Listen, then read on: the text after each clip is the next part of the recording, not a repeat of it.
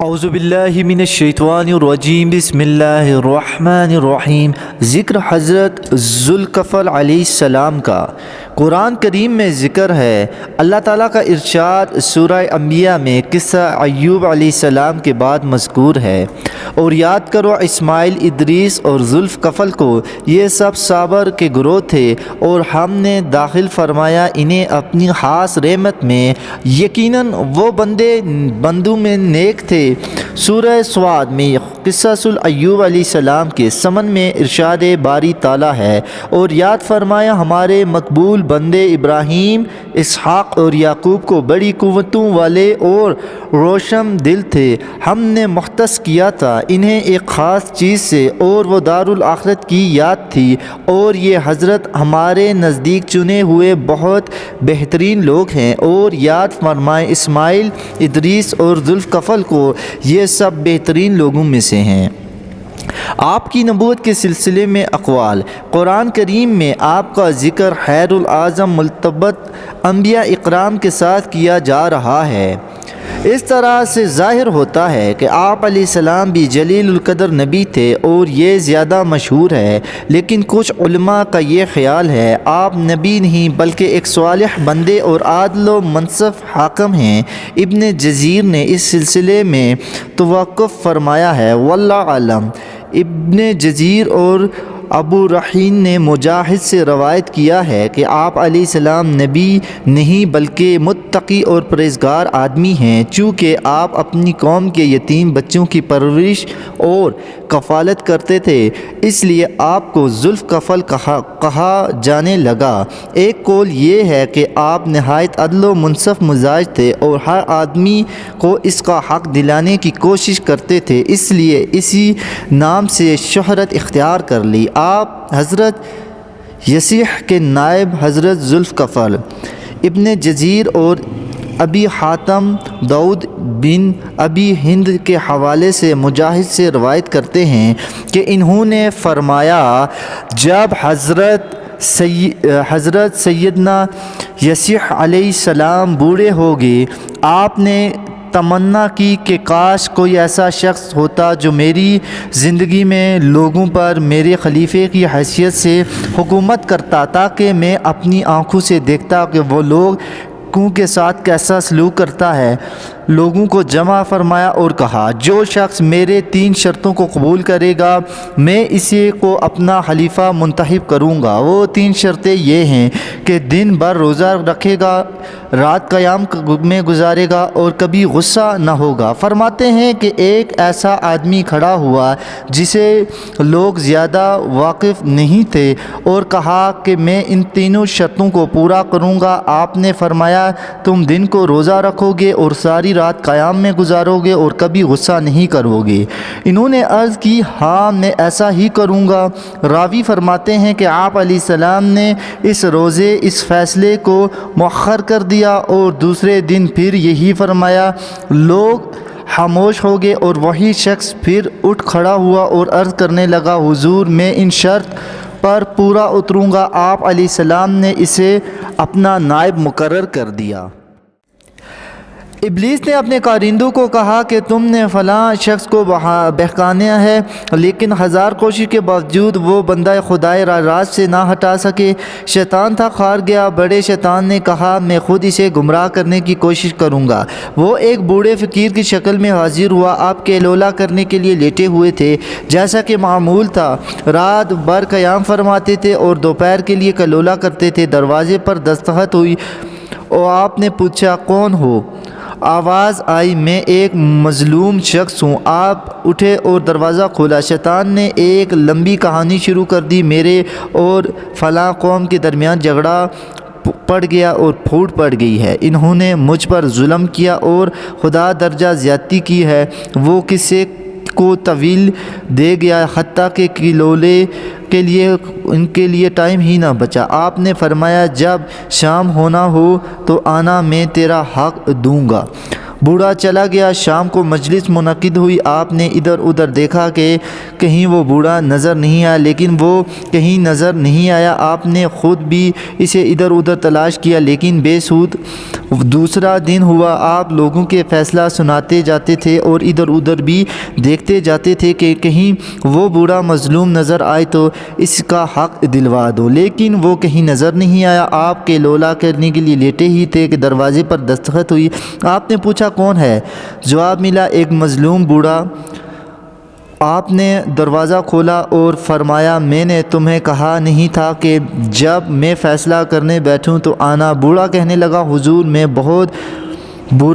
وہ بہت برے لوگ ہیں، جب انہیں پتہ چلے گا آپ فیصلہ فرمانے والے ہیں تو مجھ سے کہنے لگا ہم تمہارا حق تمہیں دے دیں گے، اور جب آپ نے عدالت برخاست کر دی تو پھر انکار کر دیں گے۔ آپ نے فرمایا آپ جاؤ، شام کو آنا، تیرا فیصلہ ہو جائے گا۔ راوی فرماتے ہیں کہ آپ دوسرے دن بھی کلولہ کرنے بیٹھے۔ شام ہوگی، آپ اس کے انتظار میں بیٹھ گئے لیکن وہ کہیں نظر نہ آیا۔ آپ پر نیند کا غلبہ ہونے لگا۔ آپ نے تیسرے دن اپنے اہل میں سے کسی کو حکم دیا کسی کو دروازے کے قریب نہ آنے دینا کہ میں تھوڑی دیر کے لیے آرام کر سکوں کیونکہ مجھے بہت نیند آئی ہوئی ہے۔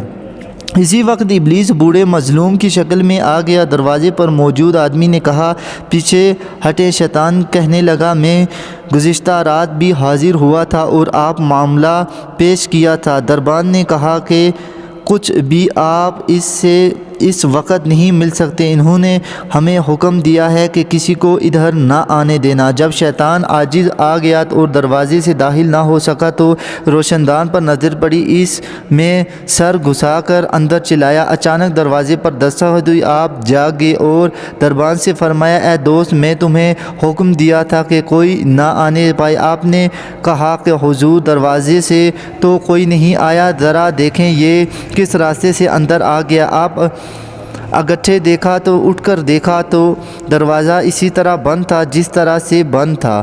وہ بوڑھا کمرے کے اندر موجود تھا۔ آپ نے اسے پہچان لیا اور سمجھ گئے یہ مردود شیطان ہے۔ آپ نے فرمایا اللہ کا دشمن شیطان کہنے لگا تو نے میرے ہر چال ناکام بنا دی۔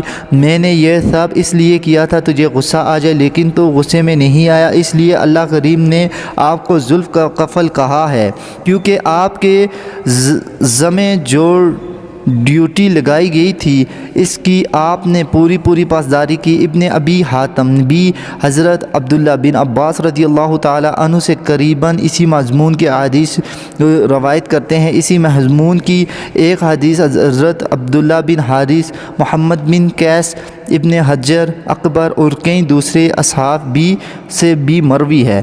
حضرت ابو موسیٰ اشعری کا بیان۔ حضرت ابو موسیٰ اشعری ابی حاتم تائی اپنی سند کے ساتھ اپنے والد گرامی ابو حاتم ابو المجامر کنانہ بن اجن اور حضرت اشعر بن ابو موسیٰ رضی اللہ تعالیٰ عنہ سے بالترتیب روایت کرتے ہیں کہ آپ اس منبر پر بیٹھے اور فرما رہے تھے کہ ذوالقفل علیہ السلام نبی نہیں تھے بلکہ ان کے دور میں ایک متقی اور پرہیزگار شخص تھے اور جو روزانہ سورہ قاعت نقل ادا کرتے تھے۔ ذوالقفل نے ان سے وعدہ کیا تھا کہ اس کی وفات کے بعد وہ یہ سلسلہ جاری رکھیں گے۔ جب اس کی وفات ہو گئی تو ذوالقفل علیہ السلام نے اس سنت کی پاسداری کی اور روزانہ 100 رکعت نماز نفل ادا کرتے، اس لیے آپ کا نام ذوالقفل ذمہ داری اٹھانے والا اور نبھانے والا مشہور ہوا۔ اسے ابن جزیر نے بھی روایت کیا ہے۔ ابن جزیر عبد الرزاق کے مطابق سے معمر کے دادا اور حضرت ابو موسیٰ اشعری رضی اللہ تعالی عنہ کی سند سے بیان کرتے ہیں آپ نے ایسا ہی فرمایا۔ القفل کے متعلق ایک روایت۔ امام احمد بن حنبل علیہ رحمۃ اللہ علیہ اپنی سند کے ساتھ عباست بن محمد، عمش عبداللہ بن عبداللہ، سعد مولا طلحہ اور عبداللہ بن عمر رضی اللہ تعالی عنہ سے روایت کرتے ہیں، آپ رضی اللہ تعالی عنہ کا فرمان ہے کہ میں نے رسول اللہ صلی اللہ علیہ وسلم سے ایک حدیث سنی، اگر میں نے اسے ایک مرتبہ ایک مرتبہ یا 2 مرتبہ حتیٰ کہ آپ نے 7 مرتبہ کہا نہ سنا ہو تو اسے کبھی ذکر نہ کرتا، لیکن میں نے 7 مرتبہ بھی زیادہ اسے سنا ہے۔ فرمایا ذوالفقار بنی اسرائیل میں ایک آدمی تھا جس نے کوئی گناہ نہیں کیا تھا جو نہ کیا ہو۔ کیا ایک دن وہ ایک عورت کے پاس آیا اور اسے 60 دینار دے کر زنا کے لیے آمادہ کیا۔ جب وہ زنا کے لیے عورت بالکل قریب بیٹھ گئی، جیسا کہ جمعہ کے وقت بالکل قریب بیٹھا جاتا ہے، تو عورت کانپ اٹھی اور کہنے لگی۔ اس نے پوچھا تو روتی کس لیے ہے؟ کہا کہ میں نے تجھے مجبور کیا ہے۔ وہ کہنے لگی نہیں، لیکن میں نے زندگی میں کچھ ایسی حرکت نہیں کی، مجھے اس گناہ پر عبرت اور افلاس نے مجبور کیا۔ اس شخص نے کہا اچھا تو اس قدر خوفزدہ نہ ہونا، حالانکہ تو نے کبھی گناہ نہیں کیا ہے۔ وہ ہٹ گیا اور کہنے لگا چلی جاؤ، یہ دینار بھی لے جاؤ، تیری لیے یہ دینار بہت ہیں۔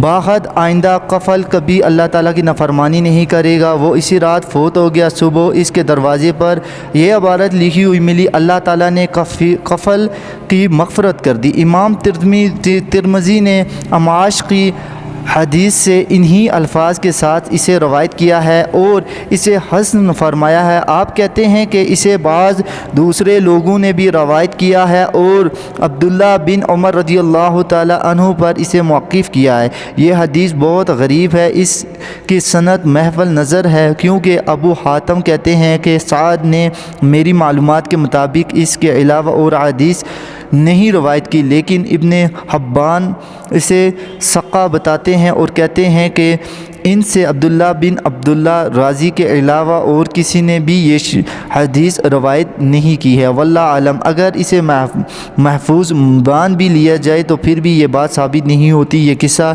حضرت ذوالقفل کا ہے، کیونکہ حدیث کے الفاظ میں القفل اضافت کے بغیر ہے اور ذوالقفل نہیں ہے۔ یہ وہ شخص نہیں ہے جس کا ذکر خیر قرآن میں آیا ہے، کیونکہ وہ ذوالقفل ہیں اور یہ قفل ہے۔